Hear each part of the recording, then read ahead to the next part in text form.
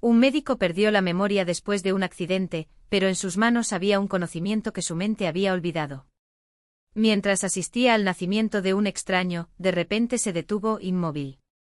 Tía Grucha, escucha, ¿por qué aúlla ese perro fuera del muro? El sonido arranca el alma. Zoya partió un trozo de pan negro, lo cubrió con una generosa capa de mermelada de frambuesa y lo mordió con un chasquido satisfactorio. La mermelada era del año pasado, un poco ácida pero aún dulce. Así terminaron sus días. La tía Grucha se apartó de la ventana, donde la gélida lluvia de noviembre golpeaba sin piedad. Unas gotas espesas golpearon el cristal como si fueran disparos de ametralladora. ¿Quién sabe? Quizás el dueño murió, suspiró, vertiendo más té frío en la taza. Los animales tienen almas sensibles, sienten la muerte a kilómetros de distancia. Dentro de la estación médica, el calor de la vieja chimenea se extendía por toda la habitación, proyectando sombras danzantes en las paredes.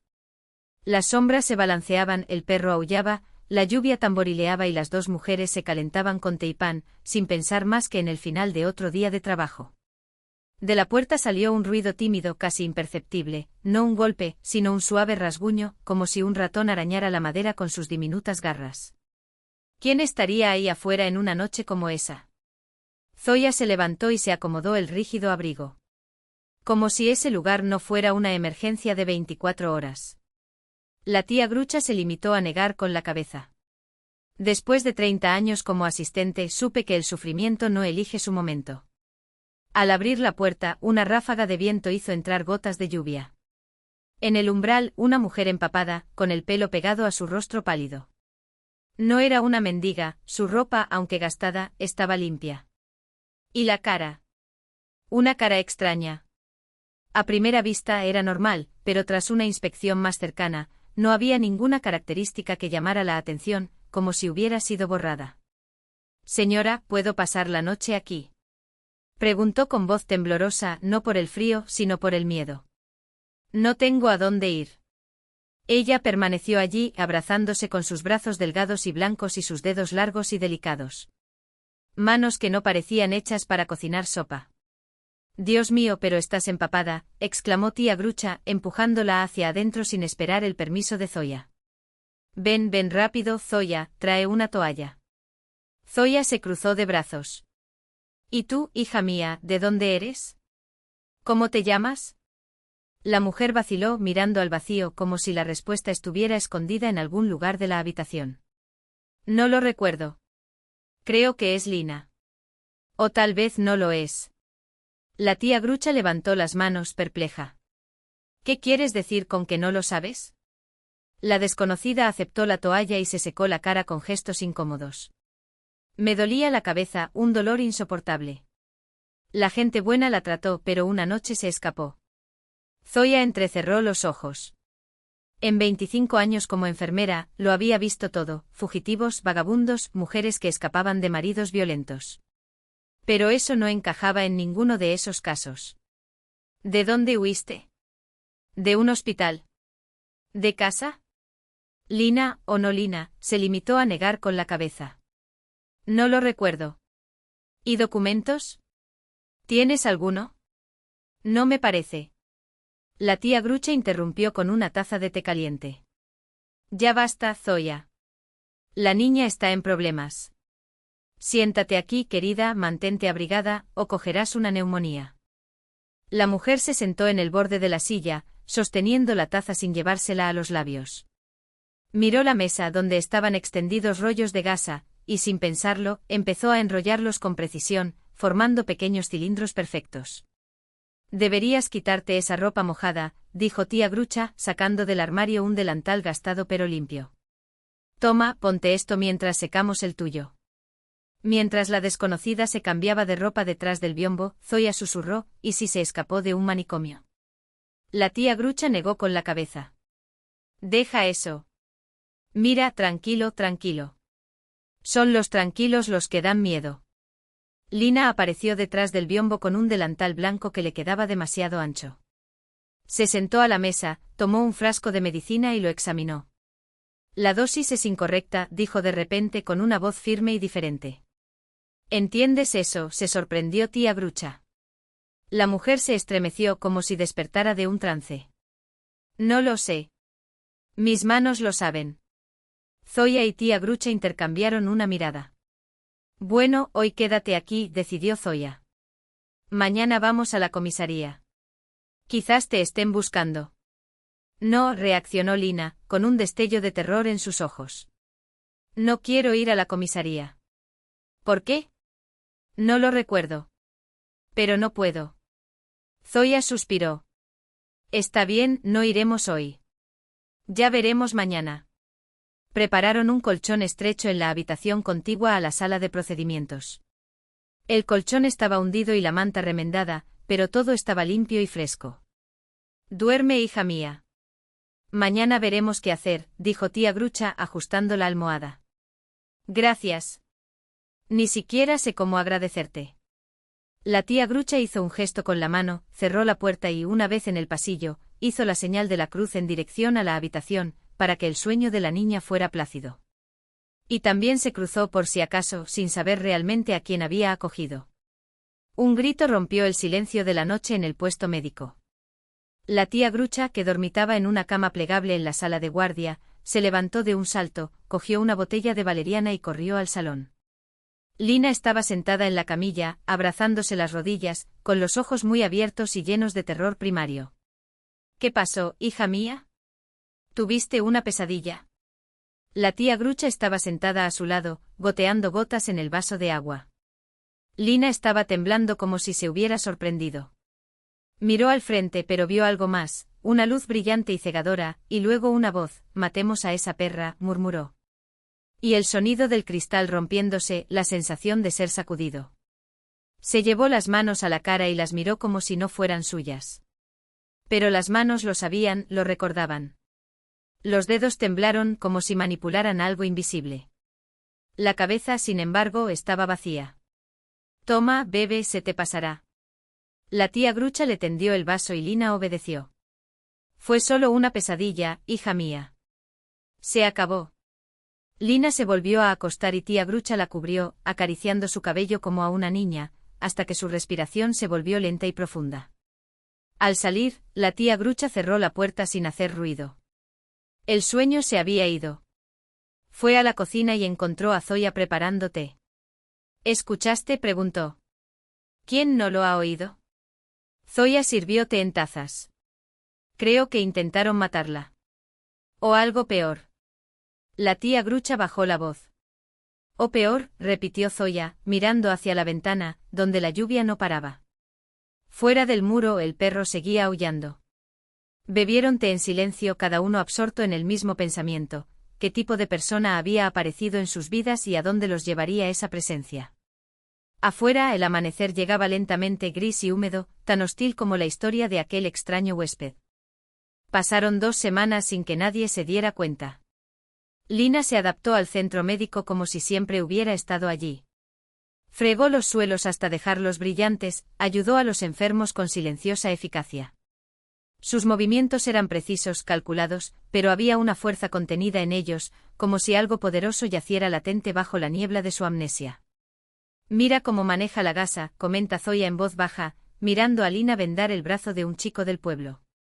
Parecían gestos sencillos, pero en sus manos las vendas adquirían una elegancia casi artística. La tía Grucha se limitó a asentir. Hacía tiempo que había notado cómo su misterioso invitado cambiaba cuando se preocupaba por los demás. Los ojos se aclararon, las manos se volvieron más firmes, la voz ganó confianza. Entonces su mirada se nublaba de nuevo y Lina volvía a hundirse en su olvido, como si él fuera una cálida manta que la protegiera de algo terrible más allá de esos muros. Los lugareños pronto la aceptaron como una de los suyos. Trajeron huevos y leche no por caridad, sino como pago justo por la atención recibida. Lina aceptó aquellos regalos con discreta gratitud, y se los entregó a tía Grucha para la cocina común. Esa mañana, el abuelo Ivanich invadió el puesto, agarrándose con fuerza de su brazo ensangrentado. El abuelo Ivanich entró arrastrando los pies, con la mano izquierda envuelta en trapos empapados de sangre. Lo sostuvo contra su pecho como si temiera que se cayera de su cuerpo. La voz ronca cortó el aire de la habitación, llena de dolor e impaciencia. «Pomogite, serdechnie». suplicó sacudiendo la cabeza hacia la botella de alcohol que Zoya guardaba en el estante. Krop Yu y Zeidu. Murmuró en voz baja, como si la sola idea de sangrar lo ofendiera. Zoya no perdió el tiempo. Con gestos firmes guió al anciano hasta la camilla y le desató el vendaje improvisado. Lo que encontró debajo de las telas le dejó sin aliento por un instante, un corte profundo, limpio como un cuchillo afilado, que le desgarraba la palma de la mano desde el pulgar hasta la muñeca. La sangre brotó en pulsos calientes, corriendo por sus dedos y goteando sobre el suelo de linóleo. Jerzy Bise. Ordenó, envolviendo ya el brazo del anciano con un torniquete improvisado. Sus manos temblaban levemente mientras intentaba detener el flujo con una gasa, pero la sangre insistía en escapar, manchando todo a su alrededor. El pánico comenzó a nublar sus pensamientos. Grucha bint davai. Gritó sin quitar la vista de la herida. Sus palabras se mezclaron rápidamente mientras hurgaba en los cajones en busca de más material. El abuelo Ivanich, pálido como la cera, se miraba la mano como si fuera la de un extraño. Gotas de sudor brillaban en su frente, mezclándose con las profundas arrugas de su rostro. Hoy, Neus Pelluzazat, murmuró Zoya con la voz temblorosa. El recorte fue demasiado para un centro médico rural. Takoi porez glubokij. Lina, que hasta entonces había permanecido inmóvil en un rincón de la habitación, limando instrumentos con movimientos mecánicos, se estremeció al escuchar esas palabras. Algo en su rostro cambió, sus labios se abrieron, sus dedos se congelaron en el aire, como si estuvieran tejiendo hilos invisibles. Entonces, sin previo aviso, surgió su voz, baja e inesperada. ¿Puedo intentarlo? El sonido fue tan repentino que Zoya y tía Grucha se dieron vuelta al mismo tiempo. Lina ya se acercaba al anciano, sus pasos decididos, su mirada ya no perdida, sino aguda, valorando la herida con una precisión que no correspondía a la mujer que hasta entonces apenas podía sostener una taza sin derramarla. Zoya y Golkuese Solkoboy Nit Yu y Pinset, dijo, y el tono no era una petición, sino una orden. De sus palabras emanaba una autoridad natural, como si estuviera acostumbrada a ser obedecida. Kakaya y Golka. Zoya vaciló confundida. No somos cirujanos, Lina. No tenemos eso aquí. Nesi Chtogoboriu. La respuesta fue tajante sin lugar a réplicas. Había algo metálico en su voz, algo que hizo que Zoya se tragara su protesta y corriera hacia el armario de suministros. Lina se lavó las manos con alcohol, sus gestos rápidos y meticulosos, como si se preparara para una batalla. La tía Grucha se acercó con una palangana de agua caliente. Sin decir palabra, Lina hundió los dedos en la herida, explorando sus bordes con una destreza que dejaba claro, esas manos ya habían hecho esto antes. A menudo. Abrázalo fuerte, advirtió sin quitar la vista de su trabajo. Te va a doler, deduzca. El abuelo Ivanich apretó los dientes, pero no retrocedió. Dataiseya Milaya, Perboy, murmuró como si el dolor fuera un viejo conocido. Entonces Lina comenzó. Sus dedos bailaron sobre la piel desgarrada, la aguja se deslizó con una gracia casi sobrenatural. Cada punto era preciso, cada movimiento económico, como si siguiera un mapa grabado en su memoria. El sudor le humedecía la frente, pero las manos no le temblaban. La sangre, antes rebelde, ahora obedecía, coagulándose bajo sus órdenes.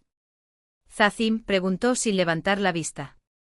Zoya, atónita, le entregó el primer instrumento que encontró, unas pinzas corrientes, inadecuadas para el procedimiento. Lina frunció el ceño, insatisfecha, pero no se detuvo. Al cabo de 10 minutos, la palma del abuelo Ivanich mostró una costura impecable, una línea delgada y uniforme que recorría la carne previamente desgarrada. Antibióticos de amplio espectro y cambiar el vendaje en 2 días, instruyó, retirando con cuidado el torniquete. Y sin levantar objetos pesados durante 2 semanas. Luego parpadeó como si despertara de un trance. Sus ojos se posaron en la obra misma, y algo entre el asombro y el miedo cruzó por su mirada. ¿Okuda Taieto Umeyes? Zoya finalmente logró preguntar con la voz entrecortada. Lina se miró las manos, que todavía estaban húmedas de sangre, como si pertenecieran a otra persona. No lo sé, murmuró. Ruki Sami. Zoya meneó la cabeza, incrédula. ¿Eres médico? Un cirujano. Una simple enfermera no sabría hacer esto. La tía Grucha se santiguó con los ojos brillantes. Dios te trajo a nosotros, hija mía. El abuelo Ivanich, examinando su mano ahora cosida, murmuró un ronco agradecimiento. Gracias, Milaya. ¿Pero quién eres tú? Lina no respondió.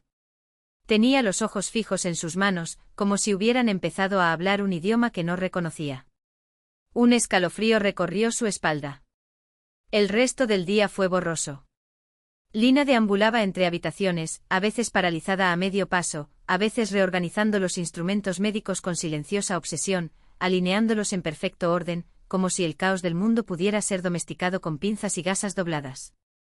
Zoya miraba desde lejos, sin atreverse a acercarse. Cuando se apagó la última luz del día y se marcharon los últimos pacientes, ella y la tía Grucha salieron al balcón, buscando el alivio de los cigarrillos. El cielo, pesado y bajo, anunciaba tormenta. El aire olía a tierra mojada y a electricidad. «Zoy, un moceto na tobo es bezala okuda», murmuró tía Grucha exhalando humo en anillos temblorosos. «¿De un hospital, tal vez?» Zoya apoyó los codos en la barandilla, pensativa. «No parece una fugitiva», respondió ella, tamborileando con los dedos sobre la madera. «Parece todo lo contrario. Alguien se escapó de ella». Ambos recordaron los sobresaltos de Lina ante los ruidos abruptos, la forma en que se encogió en las sombras, como si la oscuridad contuviera algo que la persiguiera. «No», concluyó Zoya en voz baja. «Ella no fue la que escapó. Fue alguien que se le escapó». La tía Grucha suspiró, aplastando la colilla de su cigarrillo. «Todas las noches grita mientras duerme. No sé de qué otra manera ayudar». «El tiempo pondrá cada cosa en su lugar», filosofó Zoya, apagando las brasas. «Vamos, parece que se acerca la lluvia». Apenas habían cruzado la puerta cuando se abrió el cielo. El agua caía en furiosas cascadas, tamborileando sobre el tejado como una legión de dedos impacientes. El reloj marcaba las 12 menos cuarto cuando un ruido ensordecedor sacudió la puerta de la estación. No eran golpes desesperados, tan violentos que hasta el timbre sonó, temblando. Zoya, ya vestida con su abrigo y lista para irse, murmuró algo en voz baja y fue a contestar. En el umbral, una niña. No, una niña, mojada, temblorosa, con el pelo pegado a su pálido rostro. Su barriga, enorme y desproporcionada, estiraba al límite su fina chaqueta. Las lágrimas y la lluvia se mezclaron en su rostro y corrieron por su barbilla temblorosa. «Tiotia Pomojita», jadeó aferrándose al marco de la puerta como si fuera su último ancla. «Me perdí». Zoya la atrajo sin dudarlo. «Dios mío, niña, ¿de dónde saliste en una noche así?» El cuerpo de la niña tembló, ya sea por el frío o por los sollozos que la ahogaban. «Me dejaron en el camino», alcanzó a decir, entre cortes. El auto se detuvo y me empujó fuera. Lina salió de la despensa al oír la voz quebrada. Sus ojos, antes distantes, ahora captaron cada detalle, el vientre protuberante, la hinchazón del rostro de la niña, su respiración entrecortada, los nudillos blancos de tanto apretar su propia ropa. «¿Cómo estás?», preguntó acercándose con pasos medidos. «¿Te duele en alguna parte?». La niña, Viika, como se presentaría más tarde, sacudió la cabeza y abrió los ojos de par en par por el terror. La espalda y el vientre se siente como si tirara. La tía Grucha instintivamente hizo la señal de la cruz. Lina sujetó suavemente el codo de la niña y la guió hasta la camilla. «Ya veremos», dijo, y su voz era un bálsamo. Sus dedos exploraron su vientre con una confianza que no dejaba dudas, sabía lo que hacía. Presión suave en puntos específicos, la oreja pegada a la piel estirada. «¿Cómo te llamas?», preguntó mientras buscaba el estetoscopio como si siempre hubiera estado ahí, esperando. «Viika», sollozó la niña. «¿Cuántos años tienes, Viika?». 18, mintió, tartamudeando. Lina aplicó el dispositivo en su vientre redondeado. El sonido de los latidos del corazón del bebé llenó el silencio, rápido y fuerte. Su rostro, tenso hasta entonces, se relajó en una fugaz sonrisa. «Está bien», aseguró. «Son solo contracciones de entrenamiento. Todavía hay tiempo, ¿no?». Viika agarró su mano como un náufrago a una tabla. «Pero tengo miedo». Zoya trajo té caliente y ropa seca. «Cámbiate, Devonka. Y dime, ¿de dónde vienes así?». Vika vaciló, pero había algo en Lina, una quietud, una certeza, que la hizo confiar. Me escapé de casa, susurró con los ojos bajos. Mis padres me querían. Las palabras se ahogaron en su garganta. Nuevas lágrimas brotaron, silenciándola. ¿Tú qué? Adivinó tía Grucha, horrorizada. Vika sacudió la cabeza y las manos le temblaban sobre el estómago. Que me desharía de él, alcanzó a decir. Me llevaron al médico. Le ofrecieron mucho dinero, pero el doctor, ella se negó. Dijo que el tiempo ya era largo, que era peligroso. Sus dedos acariciaron su vientre. Él ya es una persona. Lina escuchaba inmóvil, como si cada palabra fuera una aguja cosiendo algo en su interior. Sus ojos, antes vacíos, ahora reflejaban algo distante, como ecos que surgieran de un pozo profundo. ¿Y luego? Preguntó tía Grucha, ofreciéndole una galleta a la niña. El médico me ayudó, Vika tragó. Dije que pasara por la puerta trasera para que mis padres no me vieran. Al día siguiente dijeron en las noticias que había muerto. En un accidente. El mundo de Lina se tambaleó. Sus rodillas cedieron. Se apoyó contra la pared y hundió los dedos en la pintura descascarada. Un terror casi supersticioso diluyó sus pupilas. ¿Cómo? Su voz era un hilo. ¿Cómo se llamaba? Vika se secó la cara con el dorso de la mano. Elena Pavlovna Zueva. Estuvo bien. Es una pena que haya muerto. Elena Pavlovna. El nombre resonó en su mente como la campana de una iglesia, sacudiendo algo dormido. Elena. Sus piernas amenazaron con fallar. ¿Lina? Zoya la agarró del brazo, alarmada. Estás pálido como un fantasma. Nada, murmuró Lina, luchando por mantenerse de pie. Solo cansado. La noche fue larga. Lina estaba junto a la ventana de su pequeña habitación, observando la lluvia golpear el cristal como puños invisibles. La historia de Vika ardía en su pecho, un dolor sordo e insistente, como una vieja herida que finalmente supura. Era como si esos acontecimientos le hubieran sucedido a ella, pero los recuerdos estaban encerrados detrás de una pesada puerta, cuya llave se había perdido en el tiempo. Elena Pavlovna Zueva. Repitió ese nombre como un hechizo, tratando de encontrar un hilo que la llevara a lo más profundo de su memoria. El nombre le sonó familiar, como un eco de su propio reflejo. ¿Y sí? Lina levantó las manos contra la tenue luz que se filtraba por la ventana. Esas manos sabían lo que su mente había olvidado. Supieron coser heridas, recibir vidas, salvar lo que estaba al borde del abismo. ¿De quién son estas manos? La lluvia se redobló como si la naturaleza llorara junto a ella por el recuerdo perdido.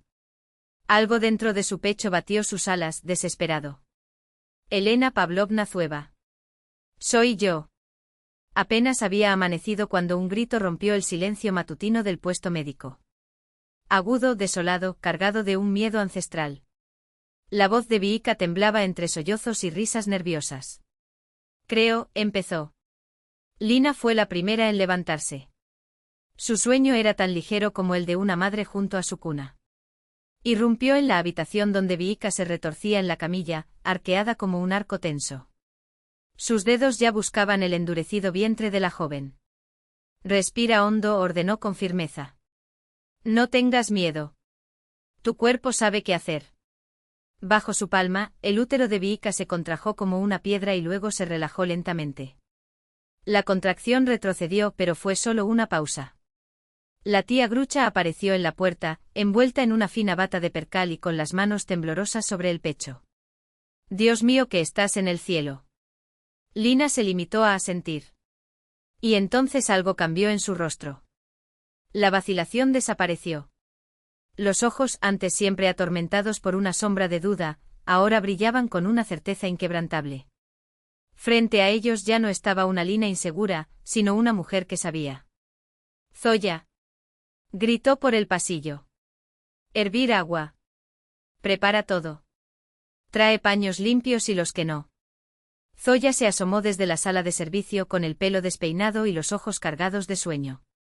Pero todavía faltan 3 semanas. Este chico decidió lo contrario, dijo Lina, esparciendo el aceite sobre la camilla. Fueron horas de lucha. Cada contracción barría a Viika como una ola del océano, dejándola jadeando y con los ojos llenos de lágrimas. Duele. Duele mucho. Es el dolor adecuado, respondió Lina, ayudándola a calmarse. Este dolor te llevará hacia él. Respiro conmigo. Como esto. Y respiraron juntos cara a cara. Viika se aferró a esa mirada como un náufrago a un trozo de madera. Las contracciones se sucedieron una tras otra, cortas, violentas, implacables. La niña era nueva, las telas elásticas, todo sucedió rápidamente. Demasiado rápido. Bueno, vámonos, murmuró Lina, limpiando el sudor de la cara de Viika entre contracciones. Así es, niña. Lo estás haciendo bien. Cada uno de sus movimientos era preciso, ensayado, como si los hubiera repetido 1000 veces. Las manos no temblaron. Las manos lo sabían. La tía Grucha rezaba en voz baja en un rincón, pasando las cuentas del rosario entre los dedos. Zoya, pálida, le entregó a Lina todo lo que pedía, instrumentos, gasas, agua, sin rechistar. Dilatación completa, anunció Lina después de 2 horas. Es hora de presionar. Viika gimió, retorciéndose, sus dedos blancos por estar tan fuertemente agarrados a los rieles metálicos de la camilla. No puedo soportarlo más, no puedo soportarlo. Espera, dijo Lina, sin lugar a dudas. Eres más fuerte de lo que crees. Y algo en su voz hizo que Viika se recompusiera. Con cada contracción, la joven empujaba con todas sus fuerzas, con los tendones del cuello abultados y el rostro enrojecido por el esfuerzo. Veo la cabeza, exclamó Lina. Pero luego su rostro cambió. Las manos se congelaron por un segundo. ¿Qué? ¿Qué fue? Preguntó Zoya, asustada. Cordón, susurró Lina. Envuelto alrededor del cuello. Zoya palideció. Yo nunca. ¿Qué hacemos? El sudor brotó de la frente de Lina, pero su voz se mantuvo firme. Todo está bien. Dejémonos llevar. Sus dedos se deslizaron con precisión quirúrgica, buscando la fina cuerda que amenazaba al bebé. Un movimiento en falso y sería el final. Pero sus manos se movían como las de un cirujano con décadas de práctica, segura, calculada, segura. Lo encontré, murmuró. Lentamente. Así. Viika sollozó sin entender lo que estaba pasando. La tía Grucha elevó sus oraciones, cada vez más fuerte. Lina trabajó en silencio, como hablando sola. Una vuelta, suelta. Ahora tiro con cuidado. ¿Y el segundo? Miró a Viika. Ahora con todo. Último esfuerzo. Vamos, Viika. Veo la cabeza. La habitación se llenó de un grito, gutural, primitivo, el aullido de una madre dando a luz. Viika se arqueó en una estocada final, y en el silencio que siguió, otro sonido resonó, débil, indignado, el grito estridente de una nueva vida irrumpiendo en el mundo. Un niño, suspiró Lina, sosteniendo el pequeño cuerpo resbaladizo. Un guerrero. 4 kilos, ni 1 gramo menos. Colocó al bebé sobre el pecho de su madre.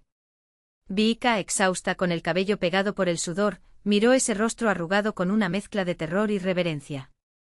Mío, susurró. Mi hijito. Lina cortó el cordón y trató al recién nacido con gestos ágiles. Su rostro irradiaba una alegría tan intensa que parecía iluminado desde dentro. Zoya y tía Grucha lloraron sin vergüenza. Una nueva vida siempre fue un milagro, incluso para aquellos que habían visto muchas. Viika sostuvo a su hijo contra su pecho y besó su cabeza mojada. Luego miró a Lina y algo cambió en su mirada. Miró el rostro de la mujer que la había ayudado como si lo viera por primera vez. Elena Pavlovna, murmuró con los ojos muy abiertos. La habitación se congeló. La tía Grucha se santiguó. Lina permaneció inmóvil, con las manos todavía ensangrentadas. Algo pasó con sus rasgos. Fue como si, bajo la máscara que había usado durante tanto tiempo, emergiera otro rostro, el verdadero. En su mente explotó una cascada de imágenes. Fragmentos que se unieron en un diluvio doloroso, claro, implacable. Una oficina blanca. Tu mesa. Un espejo en la pared refleja a una mujer con el pelo recogido y profundos círculos bajo los ojos. Frente a él, Viika, pálida, aterrorizada, y una pareja elegante con la arrogancia del dinero escrita en sus rostros. «Hazte el aborto», siseó el hombre arrojando sobre la mesa un grueso fajo de billetes atados con una cinta bancaria. «No puedo. No lo haré. El riesgo para la madre es enorme. Pagaremos cualquier cantidad. No es una cuestión de dinero. Es una cuestión de vida». La fuga de Vika por la salida trasera. «Corre, niña. Hay un taxi afuera. Él te llevará con mi tía en el pueblo. Allí estarás a salvo». Luego el camino de regreso a casa. La noche oscura, mojada por la lluvia. Luces cegadoras que se acercan hacia ti. Un destello. El chirrido de los frenos. El impacto. La oscuridad. Lina se tambaleó. Zoya la agarró del brazo a tiempo. «Vika», susurró Lina, con una voz que ya no era la suya. «Mi niña. ¿Lo lograste? ¿Diste a luz?», gritó Vika sin quitar la vista de ese rostro que ahora le resultaba tan familiar. «Elena Pavlovna. Nos salvaste. Yo y mi hijo». Lina, no Elena, se sentó lentamente en el borde de la camilla. Las visiones todavía danzaban ante sus ojos, encajando como piezas de un rompecabezas finalmente completo. «¿Y tus padres?», murmuró Vika. «Querían obligarme. Mi padre se puso furioso cuando me escapé. Lo intentaron. Atropello», añadió Elena, en voz baja. «Ahora lo recuerdo. Pero como puedes ver, no lo consiguieron». Todos estaban llorando. La tía Grucha se secó las lágrimas con la manga, murmurando algo sobre milagros divinos. Zoya estaba acurrucada en un rincón, con las manos sobre la cabeza. Vika no apartó los ojos de Elena, como si temiera desaparecer. «¿Y el padre del niño?», preguntó Elena de repente, recordando otro fragmento más. «Maxim», respondió Vika vacilante. «Un buen chico. Obrero. Él lo sabe». Vika negó con la cabeza. «No. Dije que había ido al pueblo de mi tía. Tenía miedo de que sus padres también lo presionaran». «Necesitamos llamar», decidió Elena con firmeza. «Él es el padre, tiene derecho a saber». La tía Grucha encontró el móvil de Vika en el bolsillo de su chaqueta. Con dedos temblorosos, la niña marcó el número. 3 timbrazos y al otro lado contestó. «¿Hola?». Una voz ronca y somnolienta. «Max, soy yo, Vika», su voz se apagó. Hubo una pausa. Luego una explosión. «¿Vika? ¿Dónde estás? Me estoy volviendo loco. He estado intentando encontrarte durante 3 días». Se le quebró la voz. «Tenemos un hijo», Max susurró, mirando al bebé que había nacido hacía menos de 1 hora. El silencio en la línea se volvió absoluto. Luego sonidos ahogados, como los de un hombre adulto que lucha por no estallar en sollozos. «Un hijo», su voz se ahogó. «¿Y la verdad? Me voy ahora mismo. Dame la dirección». Elena observó la escena y algo cálido se extendió por su pecho. Como si una habitación oscura y fría dentro de ella fuera repentinamente iluminada por una luz suave. Lo recordé. Ella era ella misma otra vez. Doctora Elena Pavlovna Zueva, cirujana, una mujer que cumplió el juramento hipocrático, incluso a costa de su propia vida. Afuera amanecía. Tímidos rayos de sol atravesaban las nubes, iluminando la pequeña oficina rural donde, esa mañana, habían ocurrido 2 milagros, el nacimiento de una nueva vida y el regreso de un alma perdida. El bebé en brazos de Vika se movió y estornudó. Un nuevo día comenzó. Apenas había pasado el mediodía cuando, en el patio del puesto médico, salió corriendo una vieja devyaca, de un azul descolorido como el asfalto mojado. Los frenos chirriaron, levantando una nube de polvo. La puerta se abrió antes de que el motor se detuviera. Maxim saltó del coche sin afeitar, con el pelo despeinado y vestido con ropa de trabajo manchada de grasa. Sus ojos brillaban febrilmente como los de un hombre para quien el mundo había dejado de girar sobre su eje habitual y algo nuevo, inexplicable, había comenzado. ¿Dónde está? ¿Dónde está mi hijo? Su voz temblaba como una cuerda estirada al máximo. Detrás de él, un hombre mayor, de hombros anchos y manos callosas, con los ojos descoloridos por el sol y el trabajo, salió del auto. Boris Stepanovich, silencioso, comedido. Se quitó el gastado sombrero y miró a su alrededor con la calma de quien no actúa por impulso. La tía Grucha, de pie en el porche, señaló la puerta sin decir nada. Su mirada transmitía comprensión. El corazón de un hombre, en estos momentos, está abierto y vulnerable como nunca antes. Maxim subió corriendo las escaleras, pero cuando llegó a la puerta, se detuvo de repente.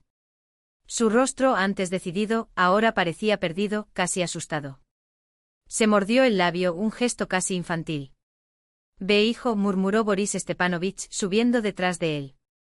«Tu vida es diferente ahora. No tengas miedo». Esas 3 palabras, dichas en voz baja, actuaron como un detonante. Maxim empujó la puerta y entró. En el interior, la pequeña sala estaba en penumbra. Las persianas estaban medio cerradas para no molestar al recién nacido. Viika estaba medio recostada en la cama, apretando un paquete blanco contra su pecho. Levantó la cabeza y su rostro se iluminó con una sonrisa tan radiante que algo se apretó en el pecho de todos los presentes. Max susurró. Esa sola palabra contenía un universo de sentimientos. Maxim se quedó congelado en la puerta. Miró a Viika y al bebé y algo le pasó a la cara. Era como si se transformara, madurara y se suavizara al mismo tiempo. «Déjame sostenerlo», su voz se apagó. Viika le entregó el paquete.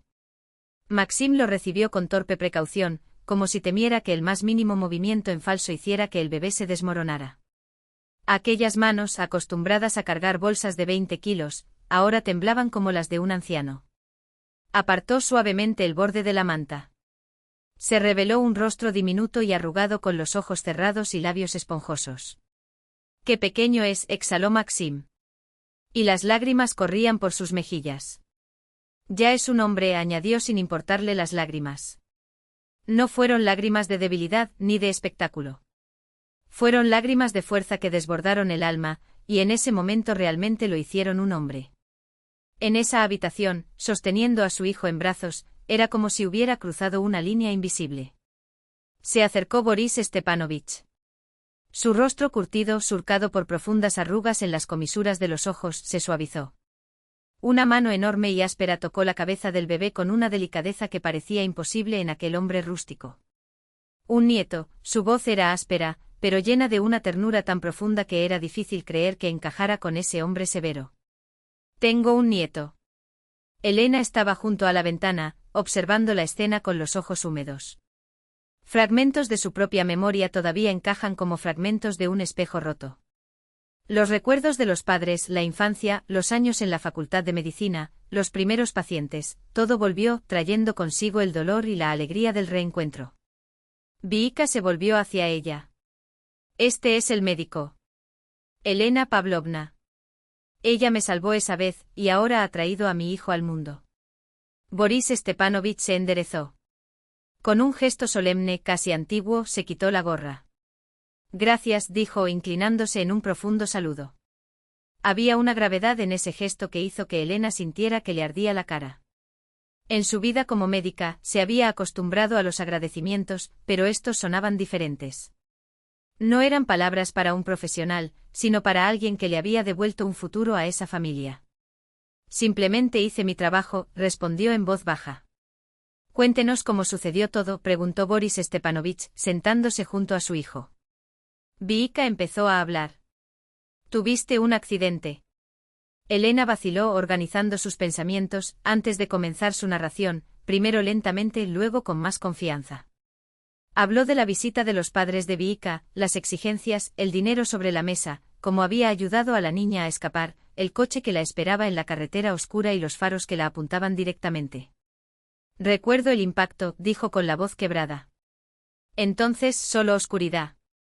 Me desperté sin memoria. Alguien me encontró al costado de la carretera y me llevó a un hospital en otro distrito. No tenía documentos. Nadie sabía quién era yo». Hizo un gesto vago con las manos. «Y así terminé aquí». El rostro de Boris Stepanovich se oscurecía cada vez más con cada palabra.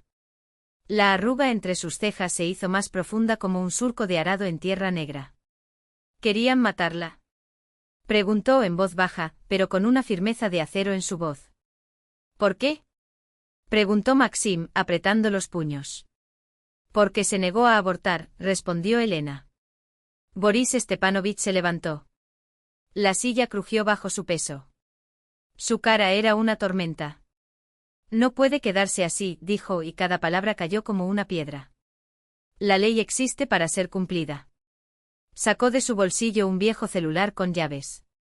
Tengo un conocido en la policía. Hombre honesto. Presentemos un informe policial. Maxim apartó la mirada de su hijo por primera vez. ¿Y si lo vuelven a intentar? Había miedo en su voz, pero no por él mismo, por la familia que ahora tenía. Boris Stepanovich puso una mano grande y pesada sobre el hombro de su hijo, como si fuera un ancla. No lo intentarán.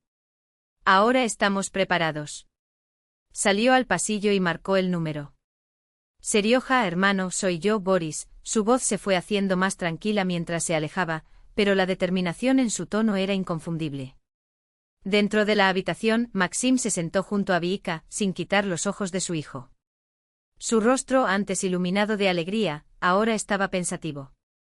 Viik, tenemos que contarles a tus padres sobre su nieto. Ella se estremeció.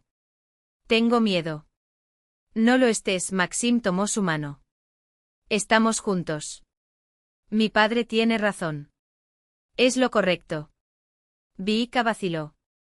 Luego asintió. Maxim tomó el teléfono de Viika y se lo entregó. Con dedos temblorosos marcó el número. Un toque. 2. 3. Del otro lado, una voz femenina llena de ansiedad. ¿Viika? ¿Dónde estás? Estamos desesperados. Ella respiró hondo. Mamá, tienes un nieto. Nació hoy. El silencio que siguió fue tan profundo que parecía posible oír el tic-tac de un reloj en la pared. Luego se escuchó un ruido y otra voz se escuchó en la línea, áspera, autoritaria. ¿Qué? ¿Qué nieto es este? ¿Dónde estás? Viika se estremeció al reconocer la voz de su padre. Maxim le apretó la mano alentadoramente.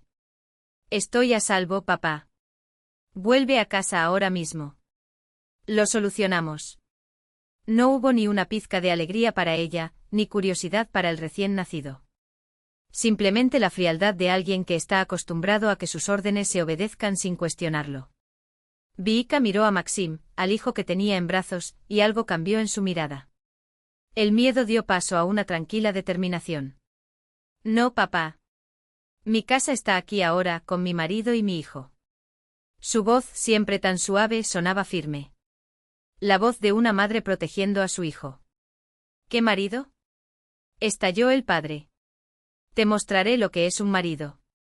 Maxim le pasó con cuidado el bebé a Viika y tomó el teléfono. Zdravstvuyte, dijo con calma. Mi nombre es Máximo. Soy el padre de tu nieto. Del otro lado, un aluvión de maldiciones hizo que Viika cerrara los ojos. La voz rugió. No te atrevas a acercarte a mi hija. Ya es tarde, respondió Maxim, con el mismo tono tranquilo. Ahora es mi esposa y tenemos un hijo. Si quieres conocer a tu nieto, ven. Pero no grites. Dictó la dirección y colgó. El silencio que reinó en la habitación parecía sagrado. El bebé murmuraba suavemente mientras dormía, y ese suave sonido era lo más importante del mundo. Boris Stepanovich regresó y se guardó el móvil en el bolsillo. Sergei llegará dentro de una hora con los documentos.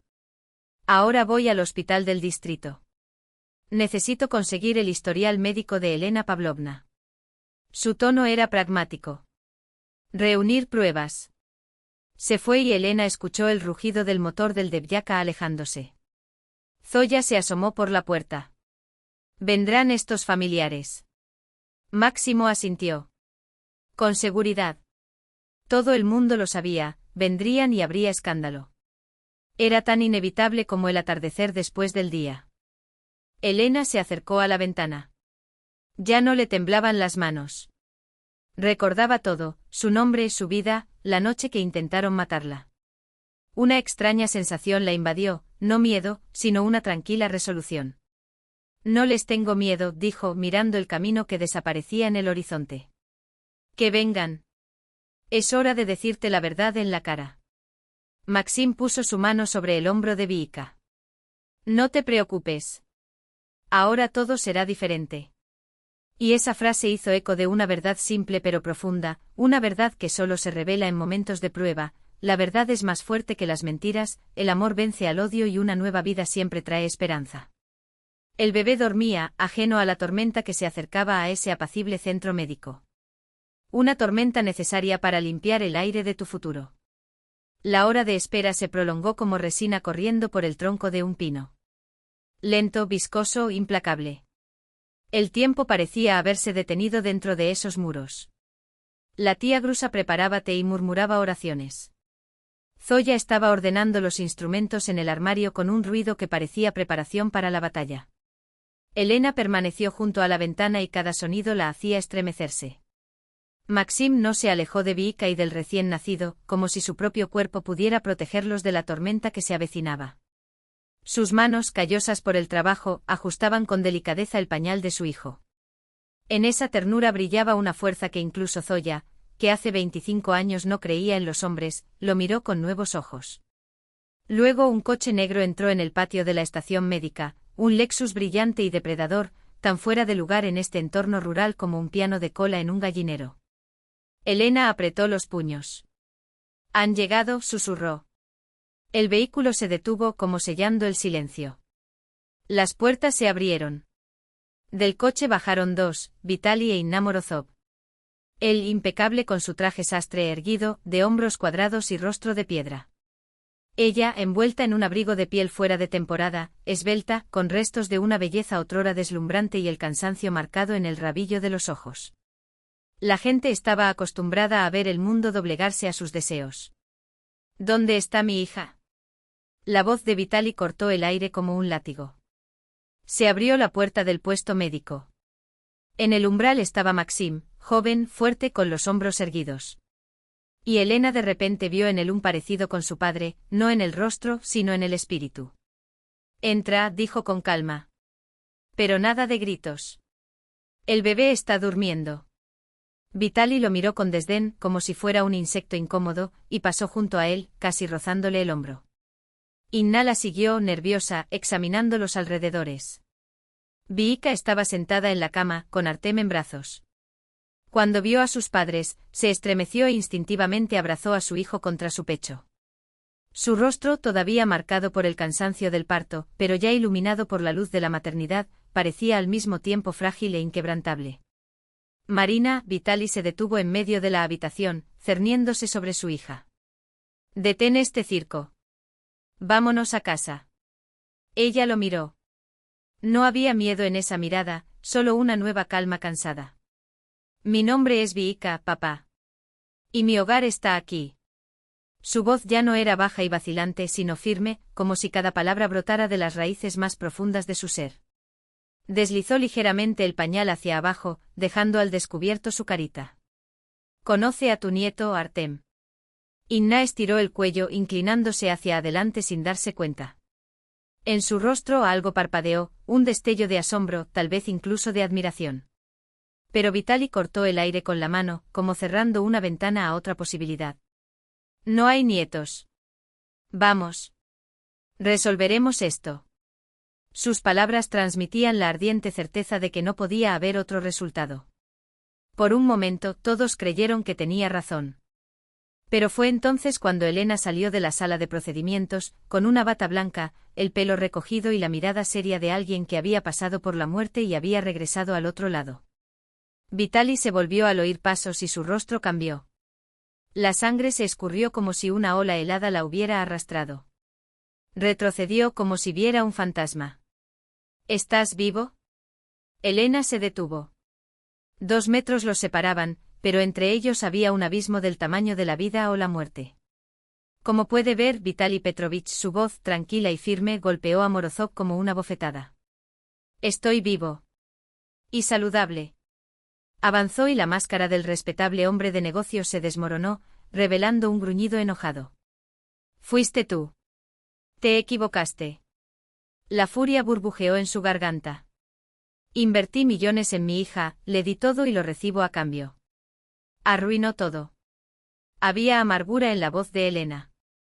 La vida le dio un nieto. Un milagro. Algo se rompió en Vitaly, como una cuerda que lo mantenía al borde del precipicio.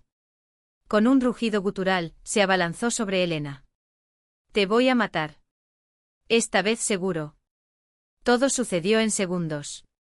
Maxim se abalanzó para interceptarlo, pero no fue lo suficientemente rápido. El primero en actuar fue Boris Stepanovich, que había entrado acompañado de un agente de policía. Su mano, endurecida por el trabajo, sostenía como si fueran tenazas el puño levantado de Morozov. Despacio, camarada, dijo con un movimiento suave, alejando al hombre enfurecido. Hay un niño aquí. Vitaly se debatió, pero el agarre de Boris era como unas esposas. Lo sostuvo sin odio, con calma y firmeza, como alguien que controla una fuerza incontrolada de la naturaleza. En ese momento alguien más entró en la habitación. Un policía uniformado entró en la habitación, bajo y corpulento, con los movimientos lentos y pausados de quien está acostumbrado a ejercer la autoridad sin prisas. Su voz era seca, casi burocrática. ¿Vitaly Petrovich Morozov? Preguntó como si no estuviera viendo lo obvio, el hombre todavía retorciéndose en las manos de Boris, su rostro congestionado por la ira, su camisa despeinada. Morozov escupió las palabras con los dientes apretados. Soy yo. Así que lo que. El policía no se inmutó. Se acercó con un par de esposas listas en la mano, el frío metal brillando a la luz amarilla de la lámpara. Vitaly Morozov, usted está detenido bajo sospecha de intento de asesinato contra la doctora Elena Pavlovna Zuyeva. El clic de las esposas al cerrarse alrededor de la muñeca de Morozov resonó como un disparo en la habitación. Se quedó helado, con los músculos tensos, como si su cuerpo se negara a aceptar lo que acababa de suceder. La expresión de superioridad que siempre había usado como armadura se desmoronó en unos segundos, reemplazada por un asombro incrédulo. ¿Te has vuelto loco? Su voz tembló, más de indignación que de miedo. Soy un hombre respetado. Tengo contactos. No quedará así. Inna se arrojó sobre el policía, agarrándole el brazo con las uñas pintadas y respirando con dificultad. ¿Qué estás haciendo? Él es inocente. Esto es un error. Pero sus palabras sonaron huecas, como un disco rayado repitiendo una mentira gastada. El policía ni siquiera la miró. Abrió un papel arrugado y empezó a leer con voz monótona, como si recitara una frase ya escrita hacía mucho tiempo. Declaraciones de testigos. Grabaciones de las cámaras de seguridad de la gasolinera antes del lugar del accidente. Informe médico que detalla las lesiones de la víctima, compatibles con atropello intencionado. Dobló el periódico e hizo un gesto con la cabeza hacia la puerta. Vamos, ciudadano Morozov. Vitaly intentó retroceder, pero Boris Stepanovich le cerró el paso con el mismo cuerpo sólido e imperturbable de siempre.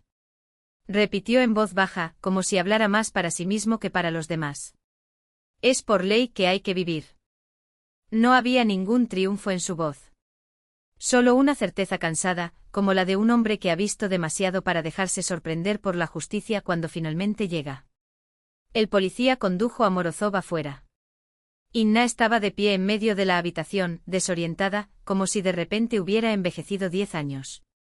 Sus rizos cuidadosamente peinados caían sobre sus hombros, la piel de su cuello, antes tensa con cremas caras, ahora parecía flácida.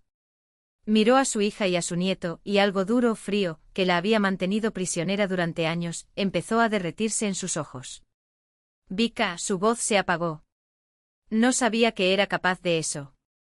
Vika no respondió de inmediato.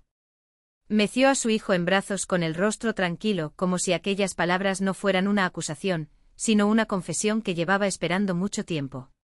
En ese silencio no había ningún juicio, solo un viejo cansancio y la sombra de una nueva esperanza. Inna dio un paso vacilante hacia su hija, luego otro y se detuvo, insegura. ¿Puedo ver? Sus ojos se fijaron en el paquete en brazos de Vika como si fuera algo prohibido, inalcanzable. Había un dolor en ellos tan profundo que Elena sintió que se le oprimía el pecho. Vika vaciló un momento y luego le tendió al bebé con cuidado. ¿Seguro? Pero mantén la cabeza. Inna recibió a su nieto con una vileza que delataba años sin tener en brazos a un recién nacido. Los dedos, antes acostumbrados a copas de cristal y carteras de cuero, temblaban al tocar la suavidad del pequeño cuerpo. Pero las manos lo recordaron. La memoria muscular de una madre estaba allí, así como la memoria de un cirujano estaba en las manos de Elena. Miró la carita del niño y algo dentro de ella se estremeció, como hielo rompiéndose bajo el sol primaveral. «Dios mío, qué hermoso es», susurró y las lágrimas comenzaron a caer, arrastrando consigo la base del rímel, la sombra de las pestañas postizas. En esas lágrimas se lavó el pasado, los miedos infundados, las convenciones vacías, los valores falsos que había confundido con la felicidad. «Se parece mucho a ti». Inna abrazó a su nieto contra su pecho y con cada segundo su rostro parecía rejuvenecer, como si las máscaras sociales y los años de amargura se estuvieran disolviendo, revelando a la mujer que se había escondido debajo de ellas. «Perdóname», murmuró, sacudiendo a Artem. «Fui un tonto. Un tonto orgulloso. Teníamos mucho miedo del que dirían los demás, y al final perdimos lo que realmente importaba». Vika se acercó a su madre. Por primera vez en años, no había un muro de silencio y expectativas tácitas entre ellos. En esa habitación que olía a medicina y leche en polvo, dos mujeres se miraron con ojos nuevos. «Mamá, todo se puede arreglar», dijo Vika, acercándola suavemente, apretándola alrededor de su nieto. «Yo te ayudaré. Poco a poco, sin problemas, hasta volver a ponerte de pie». No había en su voz ninguna condescendencia, ni el tono superior de quien tiene más. Solo la humildad de alguien que había aprendido, a través del dolor, el verdadero valor de las cosas. Inna miró a su hija, a su yerno, a ese pequeño bebé en sus brazos, y algo nació en su mirada, el reconocimiento de que la vida real, con sus cicatrices y sus gracias, era más fuerte que cualquier plan o ambición. La tía Grucha, observando todo desde su rincón, se persignó en silencio. Zoya volvió la cara y se secó una lágrima que no esperaba. Elena permaneció junto a la ventana, con los dedos apoyados en el frío cristal. La lluvia que golpeaba los paneles ya no parecía amenazadora, sino purificadora. Su memoria había regresado por completo, trayendo consigo el dolor de las pérdidas y la alegría de las pequeñas victorias. Recordó el juramento que había hecho años antes, no hacer daño.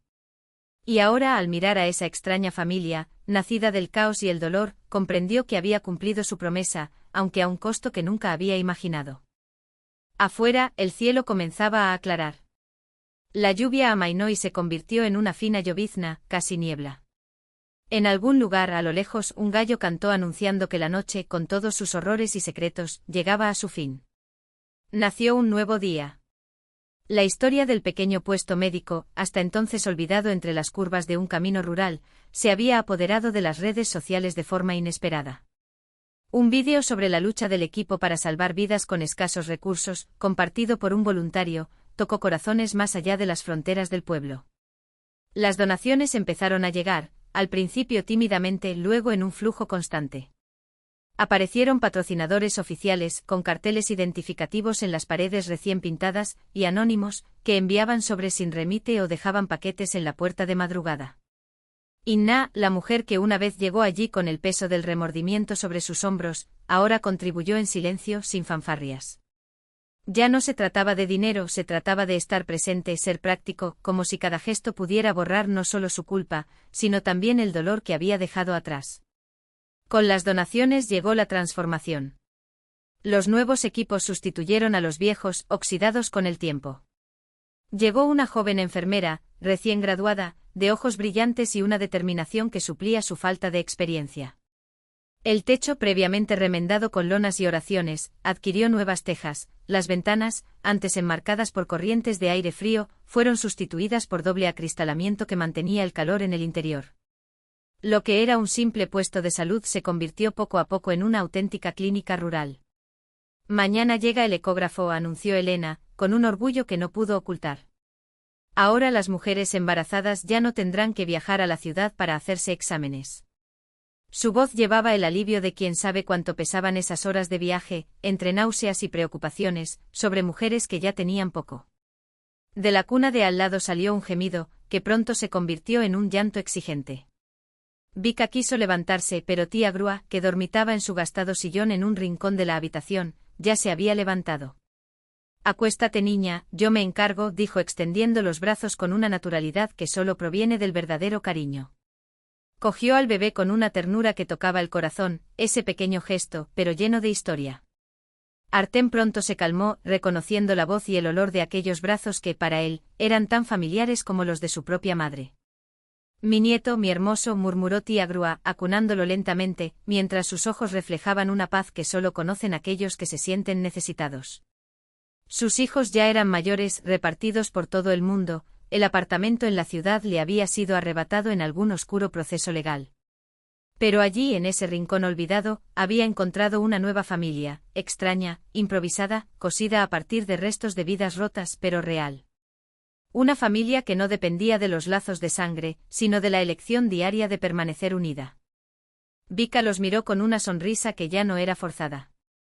Ella había cambiado. La niña asustada, que temblaba ante el sonido de voces fuertes, se había transformado en una mujer que conocía tanto el dolor como la alegría, y había aprendido que uno no anula al otro, solo los hace más profundos. Ahora ayudaba en la clínica, barría los pisos, esterilizaba instrumentos y entrenaba para aplicar inyecciones bajo la atenta mirada de Elena. Quiero ser como tú, Elena Pavlovna, decía mientras hojeaba los libros de medicina que le prestaba el médico. No fue una imitación, era un deseo genuino de encontrar su lugar en el mundo, de transformar lo que había sufrido en algo útil. Y Max, su marido, apoyó esta búsqueda. Él mismo había descubierto su vocación, había logrado conseguir una plaza, con beca completa, en el curso técnico de cirugía pediátrica. La competencia era feroz, pero su talento y terquedad hablaban más fuerte. Ahora tendremos una dinastía, bromea, meciendo a su hijo en brazos. El abuelo era soldador, el padre es cirujano y el hijo, quién sabe, tal vez llegue a ser académico. Un ruido en la ventana interrumpió la escena. Niura, con sus cabellos grises escapando de la capucha de su impermeable 2 veces más grande, descendía de la vieja bicicleta oxidada. Carta para usted desde la cárcel, anunció, extendiendo un sobre con el aire de quien sabe que sus palabras han impactado. Vika se estremeció. La billetera, satisfecha con el efecto, le entregó el papel enviado por Vitali Petrovich. La mera presencia de ese sobre la mesa parecía un cuerpo extraño, una amenaza al frágil equilibrio que habían construido. Vika dudó en abrirla. Vayamos juntos, dijo Max tomando su mano. El papel crujió bajo sus dedos mientras desdoblaban la hoja. La escritura de Vitali era firme con trazos fuertes, pero las líneas temblaban levemente como si su mano, acostumbrada al teclado, luchara por recordar cómo sostener un bolígrafo. Hija, perdona a este viejo tonto. Entiendo que el dinero no lo es todo. Quiero conocer a mi nieto cuando salga. Quiero ganarme el derecho a ser abuelo. Ni excusas tontas ni peticiones de ayuda, ni quejas sobre las condiciones carcelarias. Solo el reconocimiento de la culpa y el anhelo por lo que había perdido. Vika miró a su marido. Max, ¿qué piensas? Él se encogió de hombros. La gente cambia. Démosle una oportunidad. Esas simples palabras resumían toda su filosofía. Nada de discursos pomposos, nada de análisis interminables. Solo la creencia de que todo el mundo merece una segunda oportunidad, una herencia que heredó de su padre, junto con sus hombros anchos y la costumbre de permanecer en silencio cuando no había nada que decir. Vika asintió. Entonces que venga cuando se vaya. Mientras tanto, tía Grua puso sobre la mesa una olla de borsch humeante. Zoya, que había entrado solo 1 minuto y se quedó toda la tarde, cortaba pan casero en rebanadas gruesas. Elena distribuyó los platos. Boris Stepanovich, que acababa de regresar del frío, colgó su sombrero de un clavo en la pared y se sentó a la mesa sin ceremonias. Fue así desde el principio, cada noche esa improvisada familia se reunía no por obligación, sino por el simple placer de estar juntos, de compartir pan, preocupaciones y pequeñas alegrías. Personas solitarias que como árboles en el bosque entrelazaron sus raíces para capear la tormenta. Artem creció rodeado de un amor que no se medía en juguetes caros o ropa de moda, sino en esos gestos tranquilos, en las manos que lo mecían, en las voces que lo cantaban hasta dormir, en los ojos que lo miraban como si fuera la cosa más preciosa del mundo. Todavía no sabía que había nacido en el ojo del huracán, que su primer llanto le había devuelto a una mujer su memoria, a un hombre su propósito, a un abuelo su conciencia, y a todos ellos, juntos, la noción de que la familia no es algo que se hereda, sino que se construye. Elena miró a su alrededor y pensó en las idas y venidas que da la vida. ¿Cómo pudo ella, que lo había perdido todo, nombre, pasado, identidad, haber ganado algo mucho más grande? Era como esa antigua sabiduría: para recibir, primero hay que dejar ir. El centro médico siguió creciendo. Elena había organizado cursos para madres jóvenes. Todos los sábados mujeres de pueblos vecinos se reunían para aprender a cambiar pañales, amamantar y cuidar a los bebés. La administración local proporcionó un anexo y ahora soñaban con abrir una clínica pediátrica completa. En la ciudad ya había una palabra: si es un caso grave, llévaselo a Zueva. Ella tiene manos de oro y un corazón que no conoce límites. Afuera caía la primera nevada del año. Blanca e inmaculada, cubriendo la tierra como una invitación a empezar de nuevo. Dentro de la clínica, el calor procedía tanto de la chimenea como de los corazones. Artem dormía en brazos de tía Grua y su respiración tranquila era la melodía más dulce que podían oír. ¿Quién habría pensado?, murmuró Vika, mirando a su hijo, que de tanto dolor nacería tanta felicidad. Nadie respondió. A veces las verdades más importantes no necesitan palabras. Simplemente son como el aire que respiramos sin pensar, hasta el día en que lo perdemos y solo entonces comprendemos su valor. Octubre había pintado los árboles en tonos de fuego y oro. Las hojas secas cubrían los caminos, crujiendo bajo los pies de los pocos que pasaban. Exactamente un año antes, a esa misma hora, la lluvia golpeaba el techo del puesto médico y una mujer sin memoria ni nombre apareció en la puerta.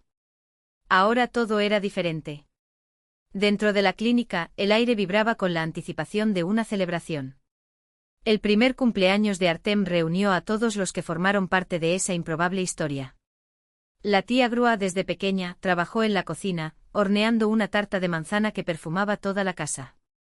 Zoya colgó guirnaldas hechas con hojas de otoño, refunfuñando, pero con una sonrisa escondida en las comisuras de los labios. Elena, ya nadie la llamaba Lina, estaba poniendo la mesa con bocadillos, mientras miraba por la ventana. Afuera, Boris Stepanovich descargaba del coche algo grande, cubierto con un paño grueso.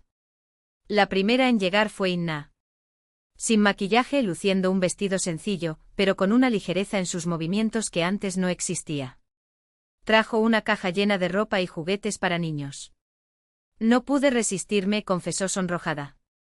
Vi estos zapatos en el escaparate y pensé, esto le quedará bien a Artemka. Ahora hablaba de otra manera, sin arrogancia, sin afectación. El divorcio la había transformado, como si le hubiera arrancado una pesada coraza y revelara, debajo, una mujer frágil, pero de fibra inquebrantable.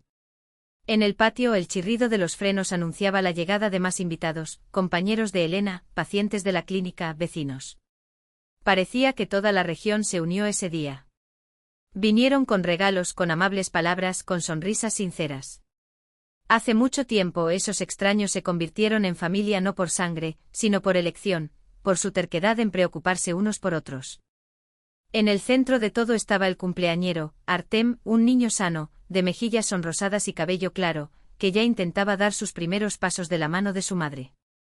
Se rió a carcajadas cuando tía Grua le hizo muecas, mostrándole los pocos dientes que tenía. Mira, todo salió del abuelo. Todo se debe al abuelo. Asintió Boris Stepanovich, sacudiendo la cabeza con orgullo mientras veía a su nieto conquistar el espacio con la misma terquedad que lo caracterizaba. Solo entonces sacó su misterioso paquete, quitando solemnemente la cubierta de arpillera. Ante la mirada admirada de los invitados, se reveló un caballo de madera tallada, con una crin hecha de hilos de lino, una silla decorada con intrincados diseños y patas firmes, como si estuviera listo para galopar. 3 meses de noches trabajando en ello, confesó, un poco avergonzado. Quería que tuvieran algo para recordarlos.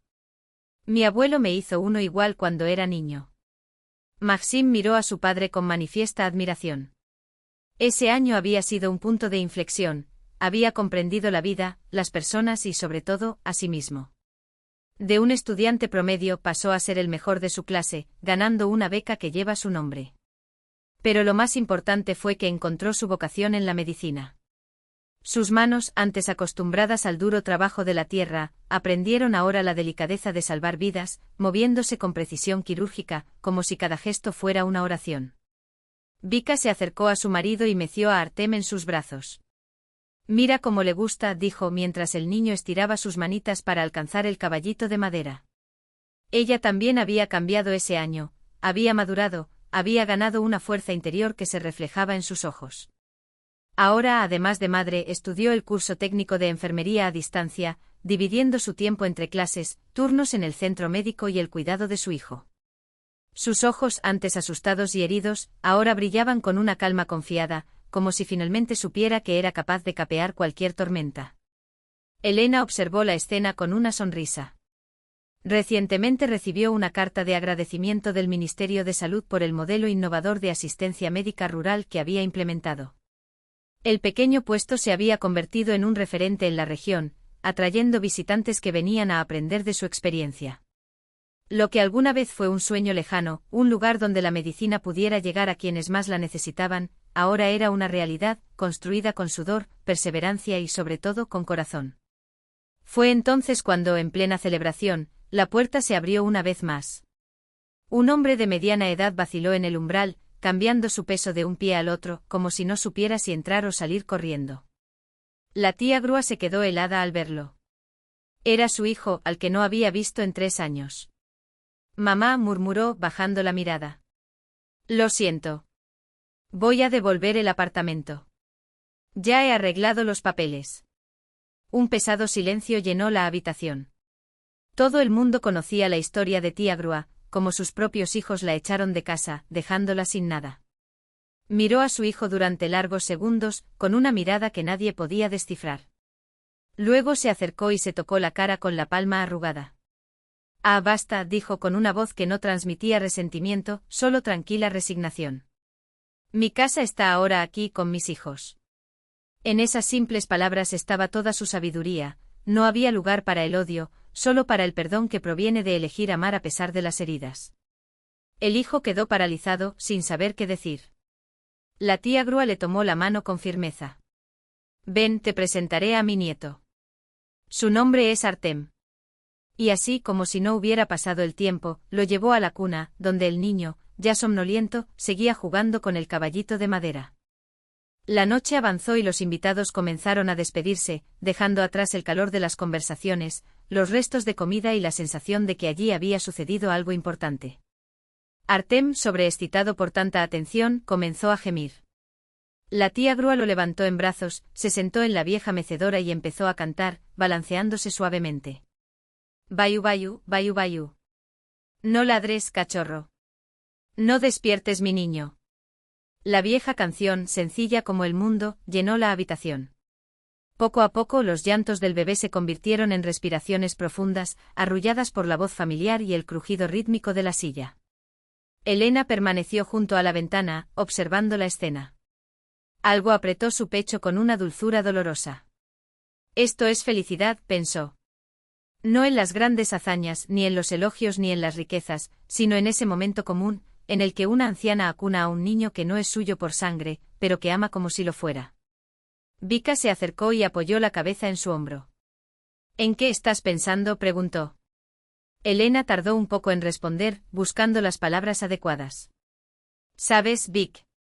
A veces hay que perderlo todo para encontrar lo que realmente importa.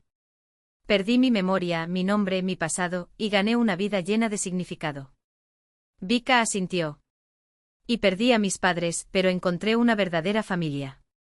No había ningún drama en sus voces, solo la quietud de quien reconoce una verdad conquistada a costa de las lágrimas. Allí estaban, una al lado de la otra, 2 mujeres de diferentes generaciones, unidas por un hilo invisible pero indestructible, tejido por la vida misma. Afuera, la lluvia empezó a caer, fina y otoñal, golpeando el viejo techo de zinc del puesto médico. Pero ese sonido ya no le provocaba miedo ni ansiedad. Ahora, era parte de la sinfonía de ese hogar, un murmullo que arrullaba los sueños, un recordatorio de cómo empezó todo. No estaban emparentados por sangre, sino por alma. Ese vínculo que nace cuando 2 personas reconocen las cicatrices del otro, cuando el dolor compartido se convierte en fuerza y el silencio se vuelve más elocuente que 1000 palabras. Era así entre ellos, una conexión que no necesitaba explicación, pues ya estaba escrita entre líneas de cada gesto, de cada mirada intercambiada en la penumbra de la habitación. El tiempo, que antes parecía un enemigo implacable, ahora se reveló cómplice. Cada arruga del rostro de Clara contaba una historia que María, sin saberlo, ya conocía, porque la vida, en su sabiduría, repite lecciones hasta que las aprendemos. Y allí, entre el olor de la medicina y el sonido de la lluvia, finalmente entendieron: algunas familias no son dadas por el destino, sino elegidas por el corazón. No por casualidad, sino por necesidad. No por obligación, sino por amor.